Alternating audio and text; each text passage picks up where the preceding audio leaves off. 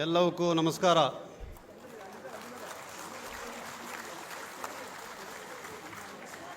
ಇಂದು ನಿಮ್ಮೊಟ್ಟಿಗೆ ಅರೆಭಾಷೆಯಲ್ಲಿ ಮಾತಾಡೋಕ್ಕೆ ಪ್ರಯತ್ನ ಪಟ್ಟೇನೆ.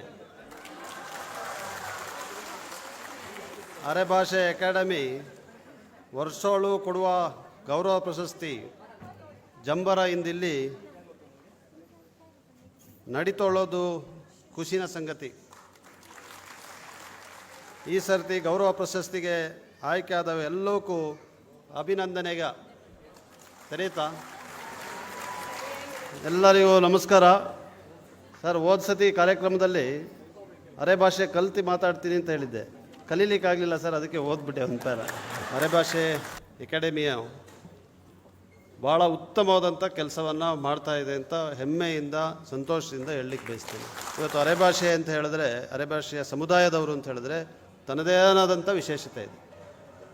ಇವತ್ತು ಕೊಡಗು ಜಿಲ್ಲೆಯಲ್ಲಿ, ನಾನು ಬರುವಂಥ ಜಿಲ್ಲೆಯಲ್ಲಿ ಬಹುಶಃ ಅರೆಭಾಷೆ ಇಲ್ಲ ಅಂದರೆ ಕೊಡಗು ಜಿಲ್ಲೆ ಅಂತ ಹೇಳಲಿಕ್ಕೆ ಸಾಧ್ಯ ಇಲ್ಲ.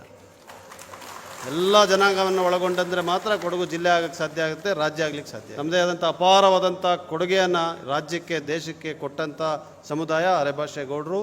ಆ ಸಮುದಾಯದ ಅಕಾಡೆಮಿ ಇವತ್ತು ಇಷ್ಟೊಂದು ಸಕ್ರಿಯವಾಗಿ ಕೆಲಸ ಮಾಡ್ತಾ ಇರೋದು ನೋಡೋದು ಭಾಳ ಸಂತೋಷ ಆಗುತ್ತೆ. ಈ ಸಾಹಿತ್ಯ, ವಿಶೇಷವಾದಂಥ ಭಾಷೆ, ವಿಶೇಷವಾದಂಥ ಸಾಹಿತ್ಯ, ವಿಶೇಷವಾದಂಥ ಉಡುಪು ಆಚರಣೆಗಳನ್ನು ಪಾಲನೆ ಮಾಡ್ಕೊಂಡು ಬರ್ತಾ ಇರುವಂಥ ಈ ಸಮುದಾಯದ ರಕ್ಷಣೆಗೆ ಕರ್ನಾಟಕ ರಾಜ್ಯ ಸರ್ಕಾರ ಬದ್ಧವಾಗಿದೆ.